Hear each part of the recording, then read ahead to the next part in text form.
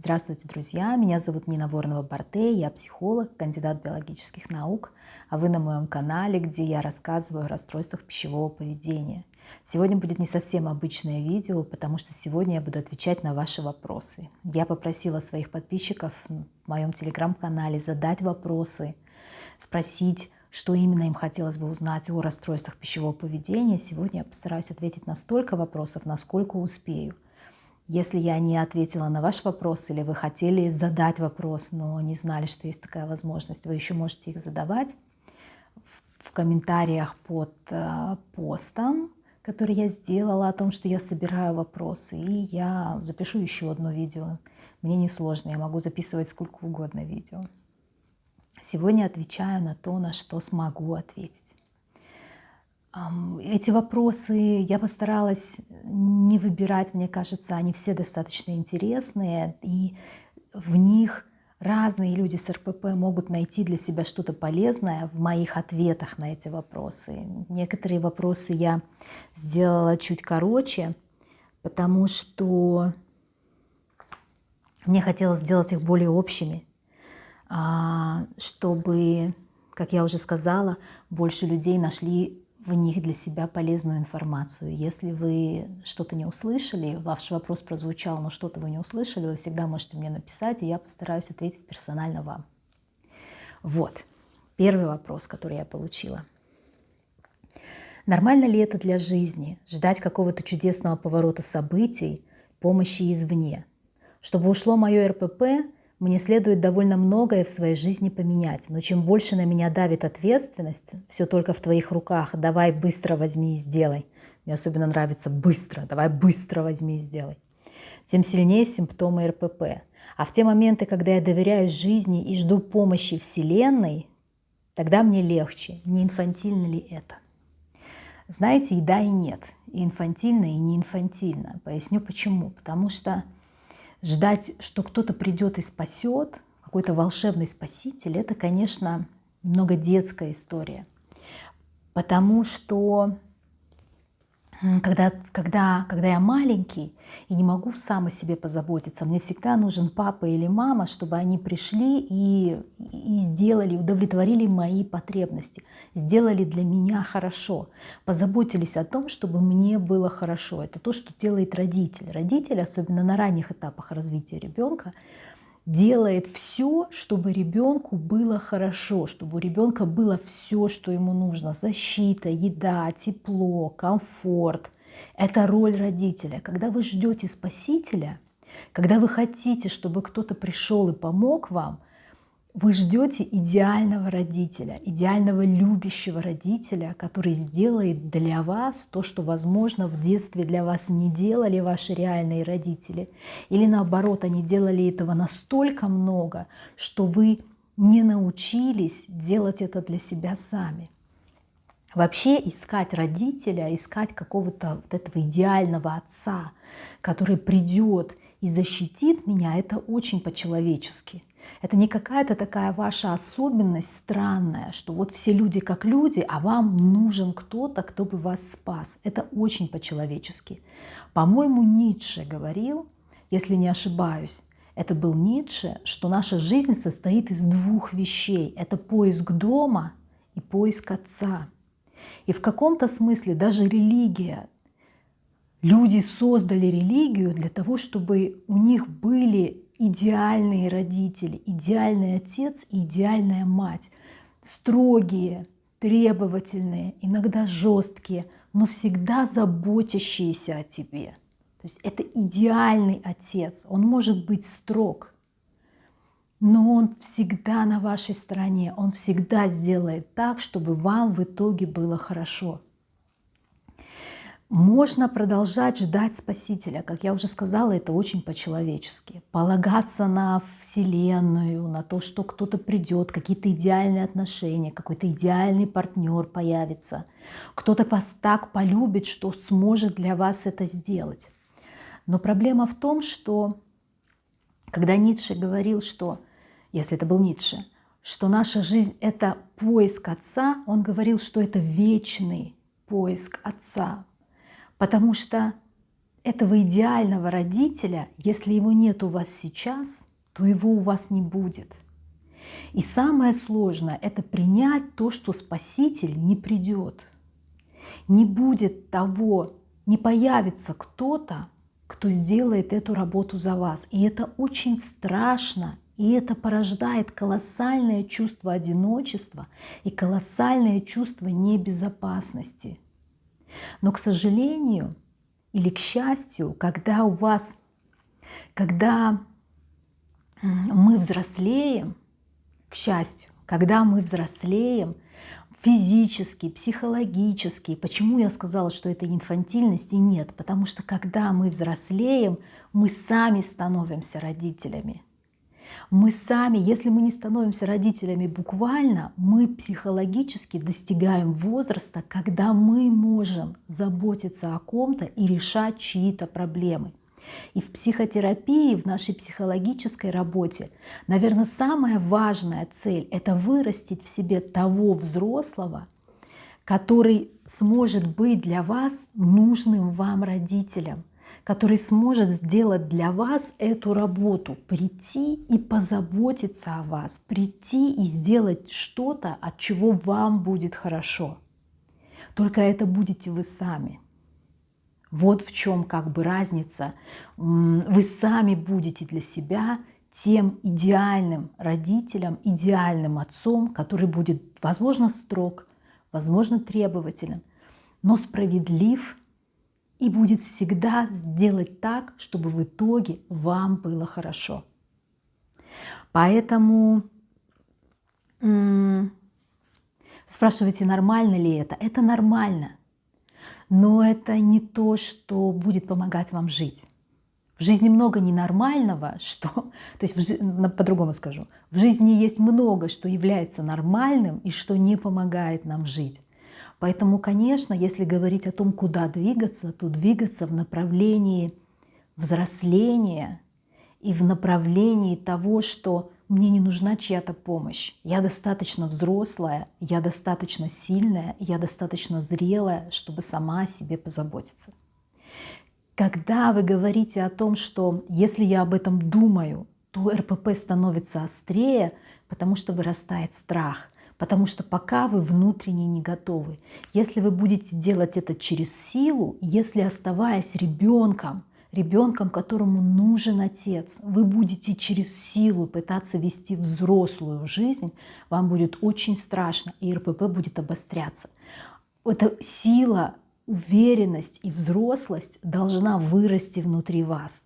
А это обычно результат серьезной такой работы над собой, и это процесс, это занимает время, когда вы взрослеете и прямо чувствуете, как вы взрослеете, и как проще и проще вам становится жить, проще и проще решать свои проблемы. Вот это цель. Следующий вопрос. Был ли у вас опыт работы с людьми, у которых другие виды зависимого поведения? Алкоголизм, наркомания, игромания, лудомания, трудоголизм и так далее. В чем их отличие от РПП? Чем отличаются эти люди и их прошлое? С чем из других зависимостей чаще всего соседствуют разные виды РПП?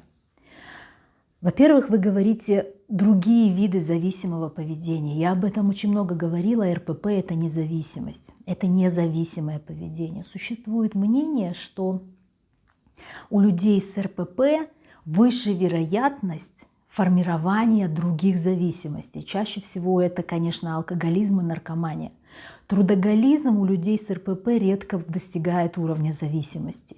Трудоголизм у людей с РПП — это чаще всего такой способ побега от реальности, особенно у булимиков, иногда у анорексиков это есть, когда это их способ стать лучше, это их способ доказать, что они лучше, чем они сами о себе думают, доказать себе и доказать другим.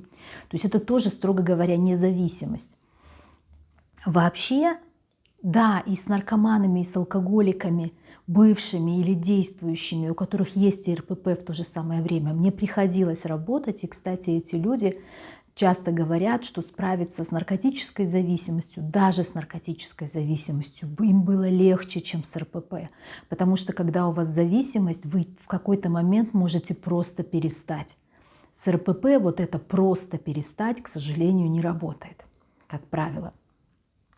Почему РПП это независимость? Потому что в РПП нет, в зависимостях есть две очень важные вещи. Это дозозависимый эффект, это когда вам надо все время больше, чтобы получить то же самое удовольствие. А второе это абстиненция, то есть ломка. Этого в РПП нет, и поэтому РПП, строго говоря, критериям зависимости не соответствует. То есть это не зависимость. В чем отличие зависимости от РПП? На самом деле, кроме вот этого, того, что нет дозозависимого эффекта при РПП, того, что нет ломки, очень много общего, на самом деле очень много общего, потому что и зависимость, и РПП – это в каком-то смысле побег от реальности, побег от интрузии, побег от тяжелых мыслей, побег от жизни в состояние, где мне хорошо. Пусть это кратковременное состояние, но мне там хорошо. Вот в этом колоссальная общность.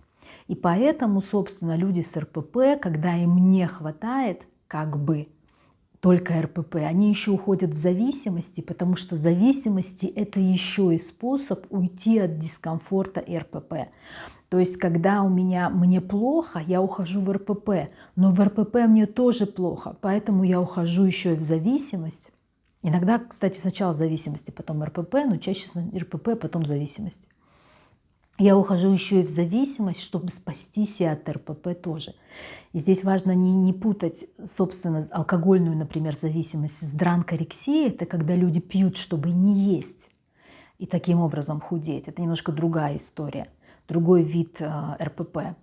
Но суть, тем не менее, вот такая. И что делать, когда есть и зависимость, и РПП, работать с этими двумя состояниями отдельно.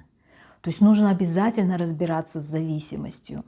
Нужно работать со специалистами, которые разбираются с зависимостью, идти на 12-шаговую программу, еще что-то делать. И работать с РПП в отдельности, потому что, строго говоря, это не связанные состояния. Еще один вопрос. У многих с РПП есть проблемы, такие как депрессия или ОКР. Лучше сначала сходить к психиатру или работать параллельно. Если у вас есть РПП и еще какие-то диагнозы или не диагнозы, вы, например, вы или ваш психолог подозреваете, что у вас есть депрессия или генерализованное тревожное расстройство, или биполярное аффективное расстройство, или обсессивно-компульсивное расстройство, или какое-то расстройство личности, нужно делать все одновременно. Вот это тот случай, я все время говорю, по одной проблеме за раз. Вот не в этом случае. В этом случае мы делаем все одновременно. Мы одновременно идем к психиатру, психиатр назначает медикаментозную терапию, и мы одновременно идем к психологу и работаем с психологом. Потому что не существует медикаментозной терапии, которая вылечила бы... Нет, депрессия. Противотревожные препараты тоже могут снять тревогу, но они не вылечивают как бы причину.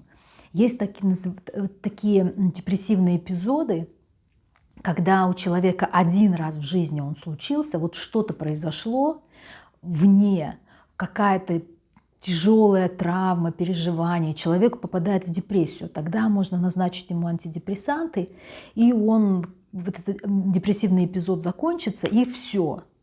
Но у людей с расстройством пищевого поведения обычно эти состояния хронические, многолетние. У них рекуррентная депрессия, то есть депрессия, которая все время возвращается. У них постоянное генерализованное тревожное расстройство, когда тревоги много, она по любому поводу. И тогда, конечно, медикаментозная терапия не решает. Но она облегчает состояние. Поэтому нужно идти и к психиатру, и к психологу одновременно. И работать и так, и так. Следующий вопрос. Как долго учиться отдавать ответственность и чувствовать свои границы? Сейчас все это прохожу на сессиях, но пока тяжело. Как долго? Как долго? На этот вопрос ответа нет. Потому что скорость, с которой вы будете избавляться, решать, прорабатывать какие-то свои психологические проблемы, решать какие-то свои задачи, связанные там с психотерапией или работой над собой, скорость зависит по большому счету от двух вещей. От количества ваших травм и от силы и количества задействованных психологических защит. Чем больше этого и чем больше другого, тем дольше будет идти работа. И нет никаких на самом деле, извините, нет никаких правил. И хотя есть протоколы работы, например, если мы говорим с РПП, есть протоколы работы с РПП, которые говорят 10 сессий или 20 сессий. Вот я не умею так работать, чтобы решить проблему с РПП за 10 сессий или даже за 20 сессий. Может быть, конечно, это я не умею так работать. Видите мое лицо, да? Но вообще-то, ну это слишком сложные состояния, слишком много психологических защит. Чем больше у вас нельзя устанавливать свои границы, тем больше вам понадобится времени и усилий для того, чтобы эти нельзя преодолеть. Если же мы говорим об передаче ответственности, да, вот в первом вопросе было про то, как взять ответственность на себя, а тут как отдать ответственность. То есть, очевидно, речь идет, наверное, про желание все контролировать и отдать ответственность другим людям за их там собственное благополучие. Я так думаю. Я думаю, вопрос про это. Так вот, вы можете учить себя раз за разом выставлять границы и раз за разом отдавать ответственность, но главное понять, в чем корень такого поведения. Зачем вы это делаете? Что заставляет вас брать всю ответственность на себя и что заставляет вас терпеть нарушение ваших границ. Вот когда вы это поймете, дело пойдет быстрее. Но вообще это займет столько времени, сколько нужно конкретно вам. Ни больше, ни меньше. И обычно это долго. Обычно это долго. Сейчас у меня ремиссия РПП, булимия, но начинается лютое ОКР, обсессивно-компульсивное расстройство.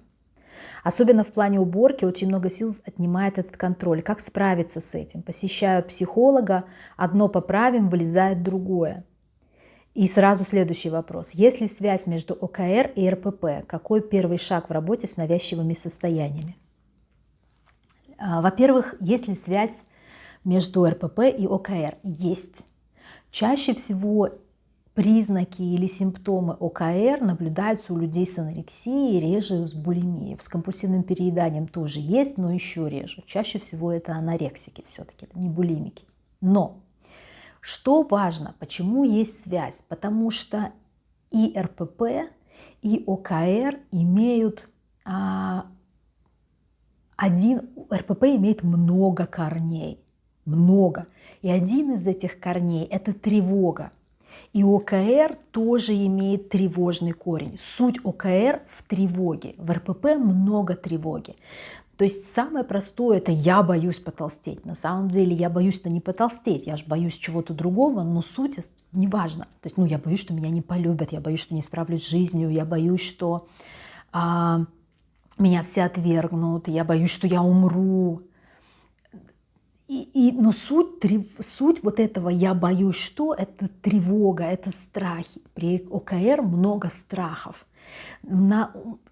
ОКР как таковое – это когда человек все время делает что-то. Он делает какие-то одни и те же действия много-много раз и не может остановиться.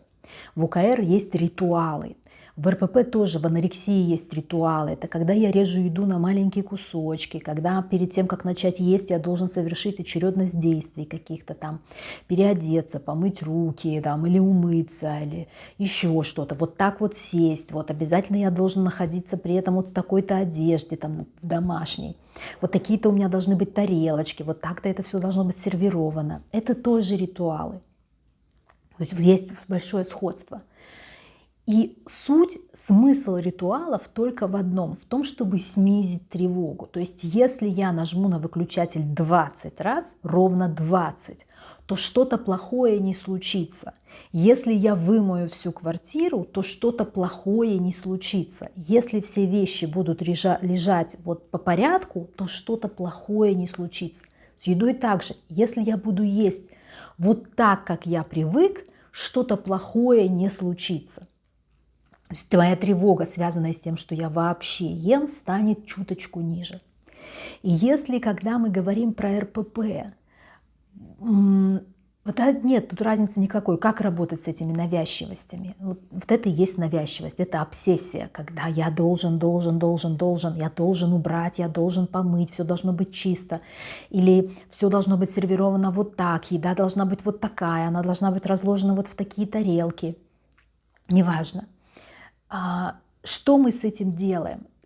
Я не специалист по ОКР, сразу скажу, это отдельное серьезное расстройство. Но насколько мне известно, если есть специалисты по ОКР, будут смотреть мое видео, пожалуйста, напишите в комментариях, что я не права. Насколько мне известно, единственный способ, который используется для работы с ОКР, это экспозиция. То есть это когда вы не делаете то, что вас заставляет делать обсессия, и выдерживаете последствия. То есть когда вы намеренно кладете еду не в такую тарелку и потом изо всех сил пытаетесь ее съесть. Когда вы намеренно не убираете и терпите. Была одна психолог, она рассказывала, как она боролась с гермофобией у клиента. Они садились перед мусоркой, и им нужно было из мусорной корзины доставать какие-то там салфеточки противные. И человеку было очень тяжело. То есть очень тяжело залезть руками в мусорное ведро. И вот они сессию за сессией, они пытались это сделать, пока человек не смог преодолеть свой страх, брезгливость, страх бактерий и все-таки засунуть руки в мусорное ведро и достать оттуда какие-то скомканные бумажки своими руками. И этот страх нужно было выдержать. И когда вы преодолеваете вот этот страх, в присутствии поддерживающего человека, точно понимая, что и зачем вы делаете, точно понимая, что это психологическая работа, а не потому, что вас взяли и окунули в эту грязь. Типа, ладно, может помрешь, может избавишься от ОКР. Когда вы четко понимаете, что и зачем вы делаете, вот тогда ваши обсессии постепенно ослабевают. Это про то, как с ними бороться. Так. Следующий вопрос связан с предыдущими. Как бороться с орторексией, перестать делить еду на полезную и качественную, анализировать свой рацион? Сложно есть, когда не знаешь КБЖУ. То же самое. В орторексии очень большая обсессивная составляющая. Очень большая. Там очень много навязчивости. Очень много. И принцип такой же. То есть буквально, если вы хотите преодолеть свою орторексию, вы буквально по одной чайной ложке должны съедать в день вредной еды и выдерживать то, что она в вас. Выдерживать. То есть вы ее в себя помещаете и терпите, несмотря ни на что. Помещаете и терпите. Но важно оговориться. И у орторексии, и у ОКР большая тревожная составляющая. Очень важно при этом работать с тревогой. Это принципиально важно. Если вы только будете терпеть, сама по себе тревога никуда не уйдет. Вот как человек сказал, решаем одно, вылезает другое. Она найдет способ, где проявиться. Если вам не будет больше страшна грязь, появится что-то еще. Очень важно работать с тревогой, очень важно находить ее корни. Почему вам небезопасно? Тревога – это всегда про небезопасность. Небезопасность – это базовая потребность. Небезопасность, когда мы живем в состоянии небезопасности, значит, наша детская потребность в безопасности была фрустрирована там в детстве. Нам там в детстве было небезопасно. Что-то такое происходило с нами, что заставило нас думать, что мир, в котором мы живем, небезопасен. Вот с этим надо разбираться. Нужно четко простраивать эту связь между моим детским опытом и сегодняшним ощущением небезопасности. И пытаться как мы говорили с одной из моих коллег буквально вчера, вот мы говорили о том, надо ли принимать тот факт, что мир небезопасен. Нет, не надо. Не надо привыкать к мысли, что моя детская потребность в безопасности была фрустрирована, и поэтому мир небезопасен, и мне надо с этим как-то жить, как-то научиться преодолевать свой страх мира. Нет, потому что мир разный. В нем есть вещи, которые небезопасны, а есть вещи, которые безопасны. Есть люди, которые небезопасны, а есть люди, которые безопасны, которые вас будут защищать, помогать и поддерживать. Мир разный. Когда я говорю работать с тревогой, я не имею в виду, чтобы вы уверовали в итоге в то, что мир населен розовыми единорогами, или чтобы вы приняли через страдания и горевания то, что мир небезопасен. Нет, речь о том, чтобы вы поняли, вот этот страх порождается тем, что в детстве я был травмирован или моя потребность была фрустрирована. А вот этот страх реальный, а вот здесь мне страх не нужен, потому что он иррационален и так далее. Это про работу с тревогой. Как объясняется перетекание одного РПП в другое? У разных видов расстройств зачастую разные истоки, и они идут из немного или много разных убеждений, но каким-то образом человек может пережить анорексию, булимию и компульсивное переедание. Как это происходит? Как это объясняется? Это никак не объясняется, просто существует такое мнение, что РПП переходит одно в другое. На самом деле сразу вот не соглашусь с вами в том, что разные РПП происходят из разных убеждений. Если мы говорим об убеждениях, то убеждение всегда одно и то же. Я недостаточно хороша. В любом РПП в корне его лежит одно и то же базовое убеждение. Я недостаточно хороша. Вот приходит человек к этому убеждению разными путями. Булимик, потому что критиковали, анорексик, потому что отвергали, потому что разорвали слияние каким-то некомфортным образом. Компульсивщик, потому что совершали насилие. Но все приходят к одному и тому же убеждению. Я недостаточно хороша. Что же касается перехода одного РПП в другое, существует такое представление, что РПП – это континуум. На одном конце анорексия, а на другом конце булимия. И человек в течение жизни может двигаться по этим разным состояниям. И когда я веду свой курс по расстройствам пищевого поведения, я тоже об этом говорю. Но на самом деле, на мой взгляд, это все-таки слишком большое допущение, потому что анорексики, булимики и люди с компульсивным перееданием отличаются друг от друга. У них разный тип личности, у них разный склад характера. Мне кажется, что вот это вот бывший анорексик, у которого компульсивное переедание, он остается анорексиком, у которого больше не получается терпеть голод. Компульсивщик, который становится анорексиком, это компульсивщик, у которого наконец-то получилось. Когда что-то пойдет не так, у него опять перестанет получаться, он вернется в компульсивное переедание. То есть мне все-таки кажется, что вот этот переход из одного РПП в другое, он нечистый. По симптомам мы переход видим. Но если смотреть на структуру личности человека, анорексик остается анорексиком, булимик остается булимиком. Есть смешанные формы, есть когда человек как бы между разными состояниями, когда он вот здесь я веду себя как булимик, а вот здесь я веду себя как анорексик. Или вот здесь я веду себя как компульсивщик, а вот здесь я веду себя как анорексик. Это тогда, когда разные травмы, разные истории у человека как бы замешались в один винегрет. И его личность, когда развивалась, она развила часть вот таких черт и часть вот таких черт в обстоятельствах, которые соответствовали, как бы соответствовали развитию двух разных РПП. Ну, плюс еще мы знаем, что в РПП есть генетическая составляющая, и тоже это как бы разные гены, разные особенности физиологии у булимик, например, у компульсивщиков и у анорексиков. Разные. Но у них разная коморбидность и так далее. Разные прогнозы. То есть по форме мы как бы видим эти переходы из одного РПП в другое. По факту мы видим смену симптомов. Но это знаете, как вот у вас грипп, Вот у вас то есть температура, то нет температуры, то вы кашляете, потом вы кашлять перестали, у вас насморк появился. Симптомы меняются, грипп остается гриппом. Если я ответила на ваш вопрос. Благодаря терапии и, возможно, моим каким-то действиям вес перестал расти, но остался очень большим. И любые попытки его снизить, например, даже небольшое уменьшение калорийности, приводит к срывам. Увеличение физической нагрузки увеличивает аппетит, и вес стоит на месте, даже после каких-то случайных ограничений. Все равно идет набор того, что ушло. Я рада, что не толстею больше, но как же снизить вес и выглядеть нормально, не понимаю. Не хочется так и помереть толстой.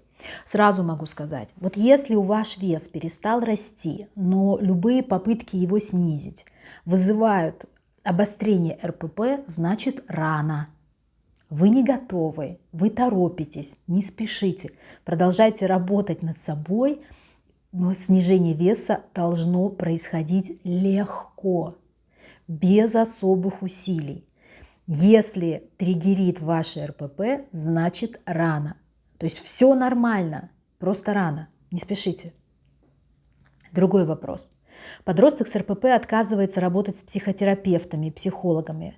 Возможные причины и способы помощи. Причины очень простые.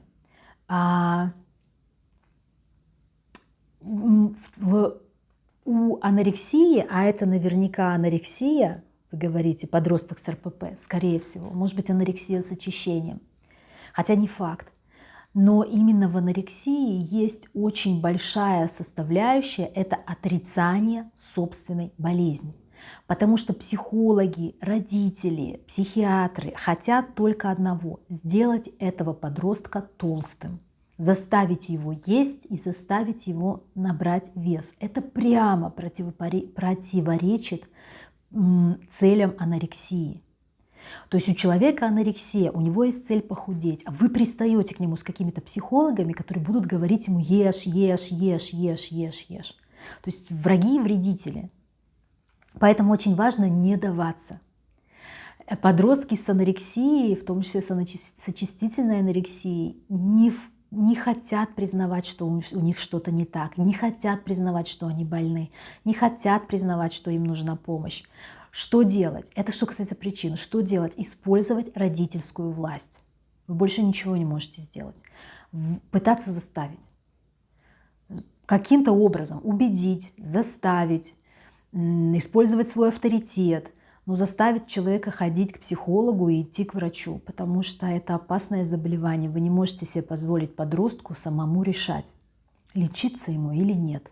Представьте, что это не анорексия, а какая-то другая болезнь. А ваш ребенок не хочет. Ему говорят, нужна операция, а он такой, ай, не хочу. Вы же не будете его слушать, наверное. Вы скажете, в смысле не хочу? Надо. Все. Здесь то же самое.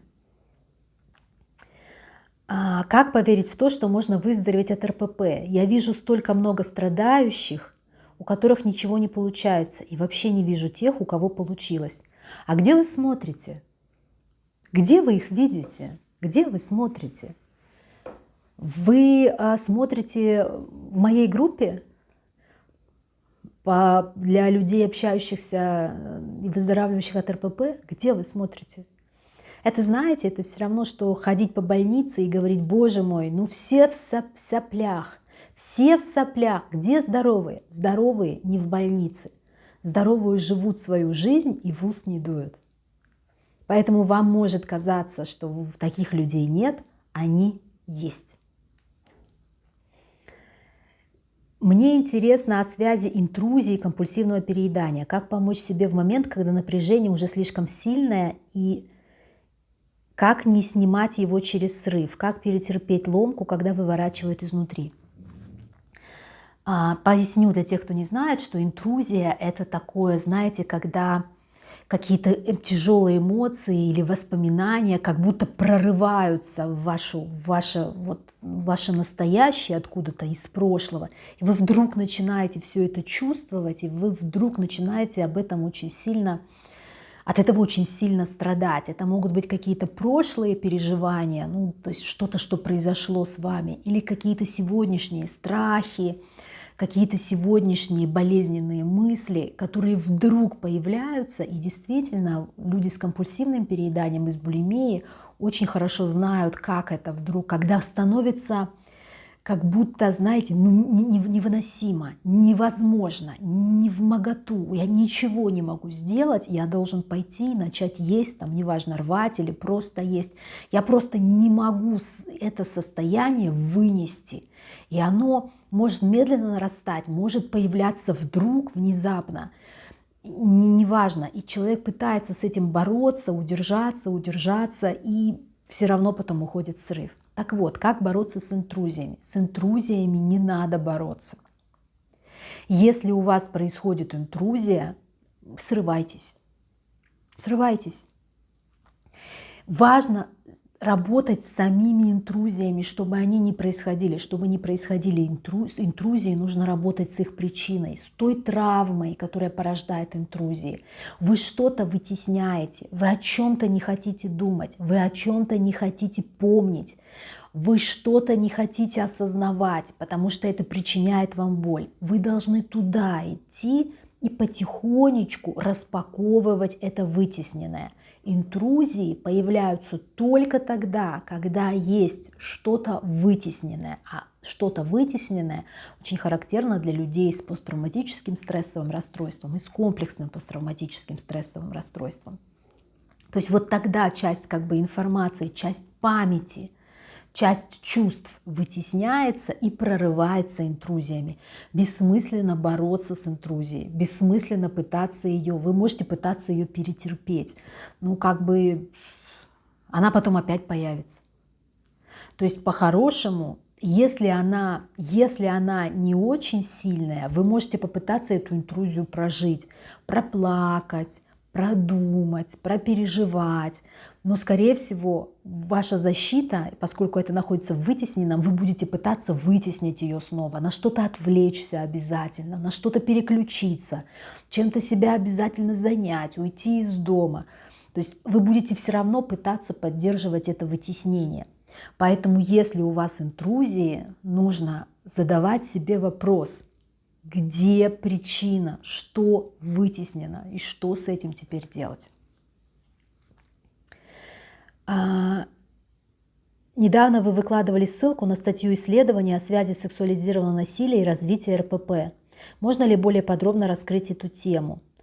Нужно ли бороться сначала с РПП или с травмой насилия? Как это делать самостоятельно?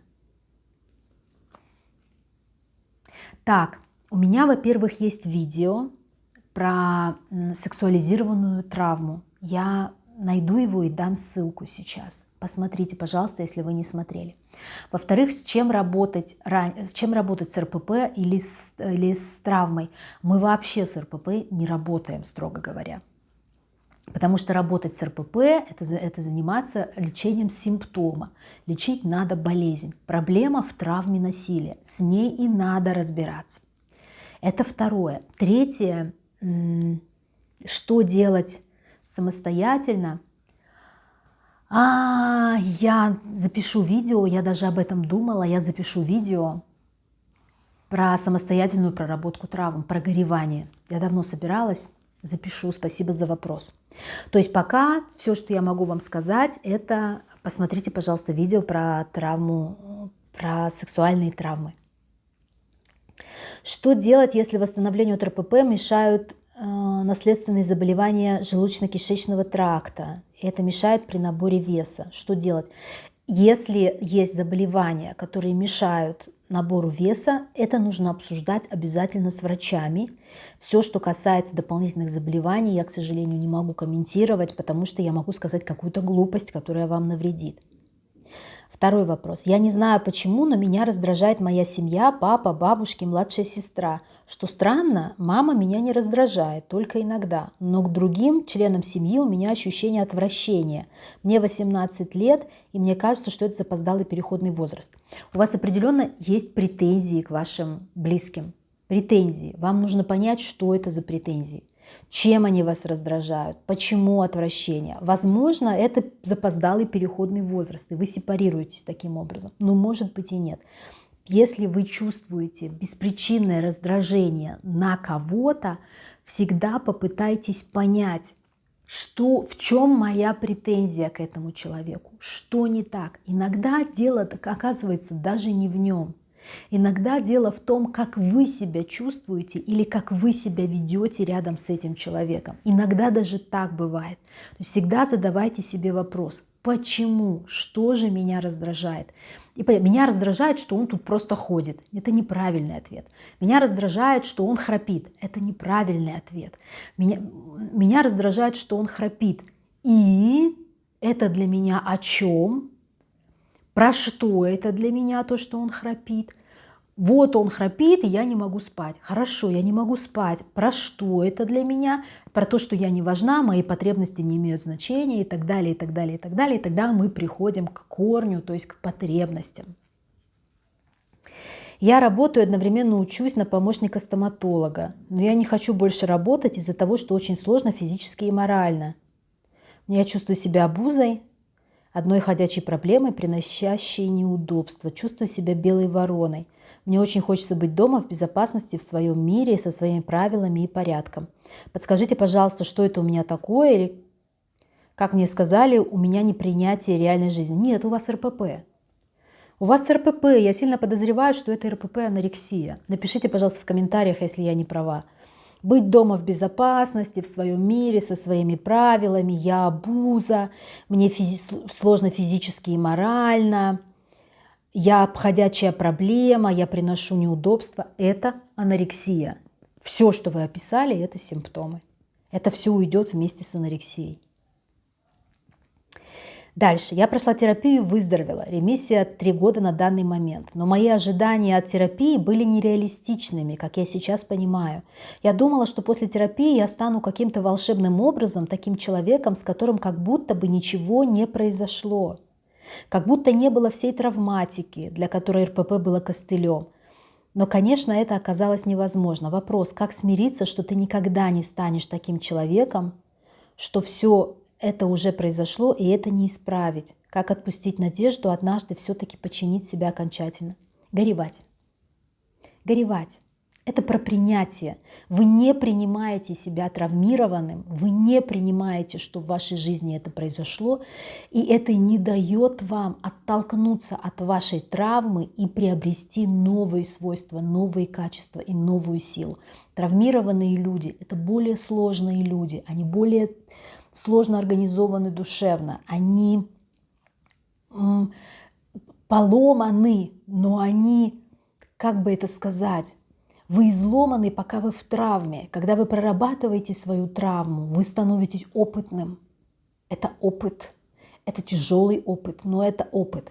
Когда мы горюем, последний этап горевания вовсе не принятие. Последний этап горевания – это новое начало. Пока вы не прошли этот путь, пока вы не прогоревали, вы не можете прийти в новое начало, в то, чему научила вас травма, в то, как она вас сделала лучше, глубже, сильнее, умнее, сложнее. Вы не можете до туда дойти. То есть мне кажется, что ваша терапия немножко вы не дошли до вот этого, до принятия себя.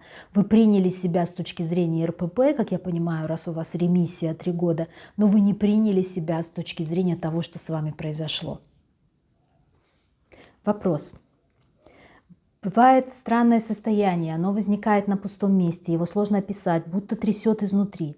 Иногда бывает очень стойкое и явное физическое ощущение, что тело сильно зудит и чешется именно изнутри. Какая-то буря, истерика, вопль изнутри тела, мысли сильно путаются, невозможно построить план на день, сосредоточиться на делах. Начинаю делать что-то маловажное или просто замираю. Раньше это всегда выливалось в сильное компульсивное переедание, сейчас иногда так же, но осознаю, что состояние само по себе, а объесться и забыть само по себе. Иногда помогает поплакать, покричать без голоса. Бывает, помогает техника выплескивания мыслей на бумагу и отвлечения на YouTube.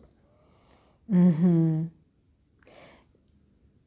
И другой вопрос, очень схожий. Сложно переносить физиологические состояния, дрожь, беспокойство, неусидчивость. Они могут просто наступать, например, перед сном, а могут в результате неприятных ситуаций в общении, на работе. Мне тогда не остановиться. Кажется, что еда единственное, что успокаивает. В эти моменты и думать не хочу про дыхание по квадрату, прогулку, медитацию. Чувствую себя не в себе. Только так и успокаиваюсь, когда в буквальном смысле тяжелею. Я понимаю, что в моменте не могу себе помочь. Вы описываете классическую интрузию. Вот это два описания интрузии. Про интрузии я сказала чуть выше.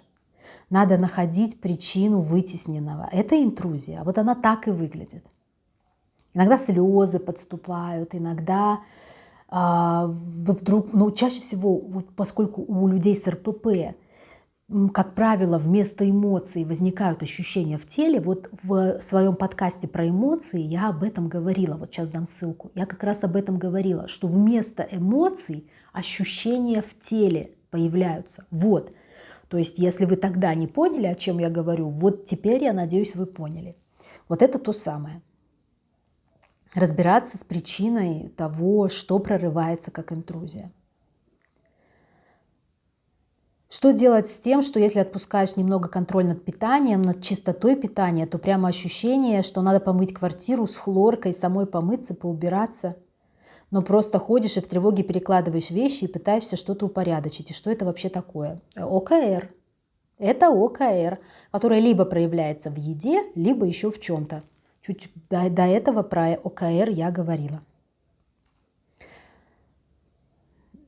Страдаю от компульсивного переедания много лет, есть ожирение, уже проблемы со здоровьем. Поняла, что я панически боюсь, что вдруг и в самом деле я выздоровлю. Странное чувство, почему так, что может пугать выздоровление, ведь именно к нему я стремлюсь. В выздоровлении может пугать что угодно. Секунду, да. В выздоровлении может пугать очень многое. В выздоровлении может пугать, что вы не будете знать, что делать дальше, что теперь вам придется жить.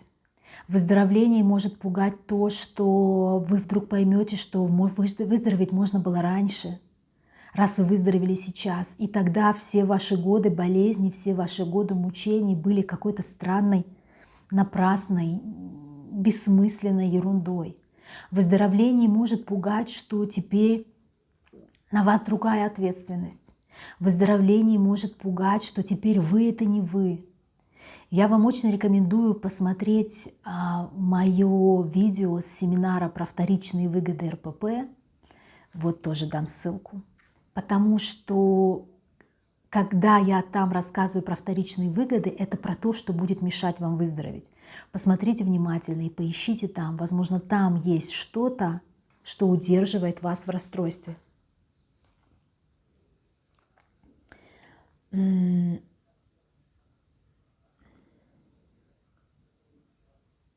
Что делать, если мои робкие попытки выбраться из РПП и взрастить внутреннего взрослого молниеносно разлетаются в клочья при любых конфликтах с детьми? Понимаю, что подростки мастера зацепить за самое больное, но я прямо чувствую, как разваливаюсь каждый раз, когда они меня цепляют. Но это может быть не только с детьми, это у вас дети больное место, очевидно. Это может быть работа, общение с родителями, общение с супругом, с друзьями. В общем, какая-то болевая точка для вас. Вы пытаетесь взрастить в себе внутреннего взрослого, но когда кто-то попадает в эту вашу больную, травмированную часть, ваш взрослый оказывается недостаточно силен, недостаточно устойчив. Что делать? Продолжать. Продолжать. Он просто у вас еще, пока вы вылетаете из этого взрослого куда-то еще. Я бы порекомендовала работать с частями. То есть там есть взрослая часть, есть часть, которая пугается, когда у вас возникает конфликт с детьми или на работе, или с мужем. Есть часть, которая злится, есть часть, которой больно, есть часть, которая грустит. Попытаться разобрать свое состояние на части и понять, в какой части вы оказываетесь, когда дети вас цепляют. И зная про все свои другие разные части, лучше делать эту работу с психологом, конечно. зная про все, что есть и взрослая часть, просто она в такие моменты почему-то отступает. Когда вы будете знать про все свои части, вы сможете легче переключаться из одной в другую, и это будет более контролируемым процессом. Как питаться после анорексии, булимии, переедания? Как есть и удерживать свою фигуру, но без подсчета калорий и переживаний по поводу еды? Может ли человек после РПП есть, как и обычные люди? Что делать с сильным голодом после булимии? Есть точно видео про питание. Есть. И даже не одно. Есть, по-моему, целый плейлист про питание. Вот здесь дам ссылку на него. Пожалуйста, посмотрите внимательно. Что касается вопроса, что делать с сильным голодом после булимии? Он пройдет со временем. Обязательно пройдет со временем. Вот этот голод не физиологичный, это голод психологический. Дело не в том, желудок там растянутый, стянутый, это ерунда. Это все преувеличено сильно, это все мифы. Это голод психологический. Он пройдет вместе с булимией, не переживайте. Но это правда большая проблема. Каковы критерии ремиссии? Можно ли расценивать ремиссию по признакам того, что отсутствует ограничение взвешивания и замеры, есть честность с собой, не страшно фотографироваться и не стыдно за то, как выглядишь на фото, бывает, что нравишься себе в зеркале, получается чувствовать насыщение и остановиться, отслеживаешь желание заедать, не поддаешься позыву, понимаешь, что бывало и лучше выглядеть, но и так тоже неплохо. Если это и ремиссия, что дальше делать, как себя поддерживать, как быть, чтобы не вернуться в РПП? Это не ремиссия, это выглядит как выздоровление. Ремиссия – это когда внезапно становится так, как будто никакого РПП и нет. Выздоровление – это когда постепенно становится все получше, все получше, все получше, но обычно не идеально. Вот это выздоровление, это гораздо более надежная история, потому что ремиссия как внезапно начинается, так и внезапно заканчивается. Мне кажется, вы описываете выздоровление. И что делать? Радоваться, жить, все. Так, еще. Хотелось бы узнать и понять, какое расстройство у меня, если вначале была анорексия, то есть желание быть истощенной, контроль еды, шагов и т.п. Затем начались сильные переедания и булимия. Я начала компенсировать все переедания. И даже сейчас замечаю, что отрабатываю разными способами еду. Я набрала вес и, конечно же, хочу его скинуть, но уже не стремлюсь к истощению. То есть для меня сейчас обычное нормальное женское тело – это то, к чему я стремлюсь. Вот и возникает вопрос. Я начинала с анорексии. Но сейчас представления о теле поменялись, и я не понимаю в конечном итоге, чем больна моя голова. Но это либо булимия, либо анорексия с очищением. Очень трудно сказать. Вы говорите, набрала вес и хочу его скинуть, но уже не стремлюсь к истощению. Тут надо задать миллион вопросов. Что мы считаем истощением? Что значит набрала? Сколько вы хотите скинуть? Я бы сказала анорексия с очищением. В одном из видео вы упоминали буквально текстом, что смерть родственника от онкологии или онкология у самого человека может повлиять на развитие РПП. Если можно, расскажите, пожалуйста, подробнее, какая тут есть специфика. Вы знаете, то, о чем я говорила, это нельзя назвать правилом. Такие случаи есть, они бывают. И я сейчас не говорю о том, что в процессе химиотерапии люди могут, после химиотерапии люди могут набирать вес. Или такое тоже бывает, им потом тяжело, они пытаются сбрасывать, там у них появляются очищения. Но я думаю, что я говорила про другое. Иногда онкология в семье становится травмой для человека. И очень многие люди связывают онкологию с худобой. Есть такая группа бывших анорексиков, которые очень боятся худобы. Они хотят худеть, но очень боятся, потому что для них худеть означает умереть или двигаться к смерти. Они уже там были, их это очень сильно напугало, их сильно травмировало то, что с ними происходило, то, как с ними обращались, иногда то, как их лечили. И для них любой сброс веса или любое ограничение по еде для них это становится причиной паники, страха, потому что для них это путь к смерти, а они туда уже не хотят, они уже хотят жить. И вот в каком-то смысле потеря веса для людей Иногда так бывает, не всегда, иногда так бывает. Потеря веса для людей с РПП, когда у них в семье был кто-то с онкологией, становится таким признаком того, что я умираю. Я умираю, я двигаюсь вот к смерти. Это превращается, это соединяется с ипохондрией, со страхом смерти, со страхом онкологии, и похудение может вызывать вот такую вот нервную реакцию. Но это вовсе не правило, это просто одно из неожиданных таких вот проявлений.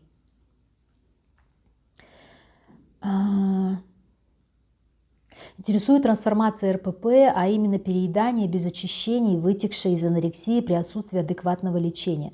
Начинаются циклы переедания, голод, переедания. Когда человек больше не может голодать постоянно, обменка убита, вес начинает расти быстрее, чем уходит в циклы голода. Если человек приходит в терапию в таком состоянии, то как будет строиться план терапии, ведь в голове анорексические установки, но и вес далеко не здоровый, переедание присутствует. Это анорексия с очищением. То есть, строго говоря, голод – это один из видов компенсации перееданий. Голод – это один из видов компенсации, таких же, как рвота, такой же, как слабительный, такой же, как другие таблетки. Только голод. То есть нужно идти и разбираться со своей анорексией. Токсичный родитель, кажется, исправляется и реально делает шаги к тебе. Что делать, как справиться, как реагировать? Ой, нет, этот вопрос не для двух минут точно, совершенно.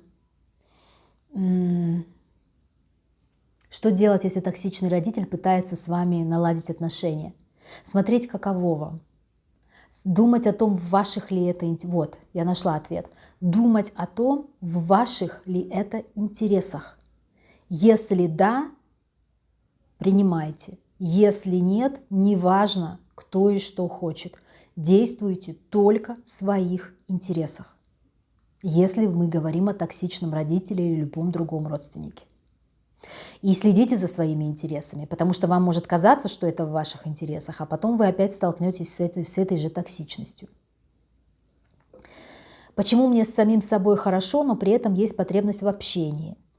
Любое общение с знакомыми, родными вызывает слишком много разных эмоций, с которыми я не могу справляться. Чаще бьется сердце, какое-то цунами в области груди. Я посмотрела все видео, что есть на YouTube о том, как выражать свои эмоции, но пока не забью живот, не объемся, не могу успокоиться. Хорошо, если это очень странно. Я как бы хочу лучших друзей, хочу видеться с родными, нуждаюсь в поддержке, общении, но не могу справляться с чувствами, которые возникают в ответ на поведение других. Вы знаете, это надо исследовать.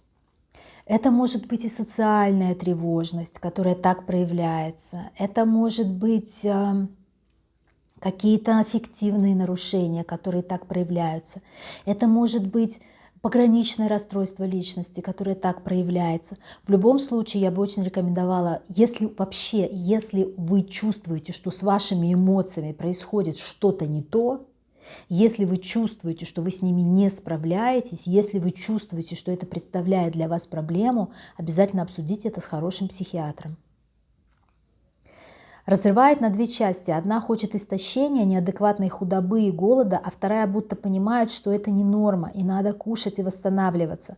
Попытки это сделать были, но колораж уменьшается, и ситуация с едой и РПП все хуже. О чем говорит это состояние разрывания на две части?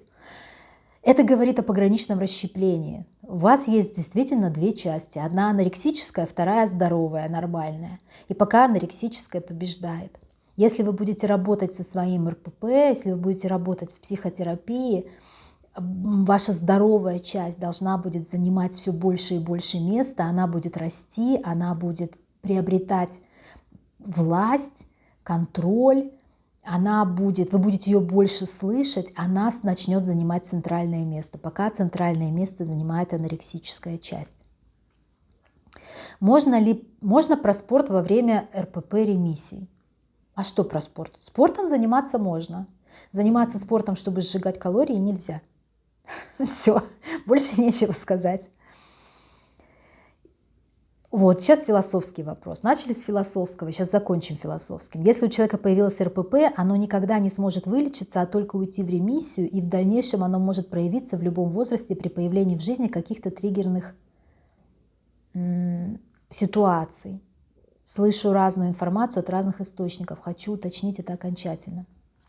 Вы знаете, я об этом много раз говорила. Я считаю, я отношусь к тем психологам, которые считают, что выздороветь можно. Выздороветь можно полностью. Вопрос, что мы считаем выздоровлением? Что вы никогда в жизни не переедите? Здоровые люди переедают. Что вы никогда в жизни не захотите, не покажете себе толстой, не захотите сбросить вес? Со здоровыми людьми это происходит.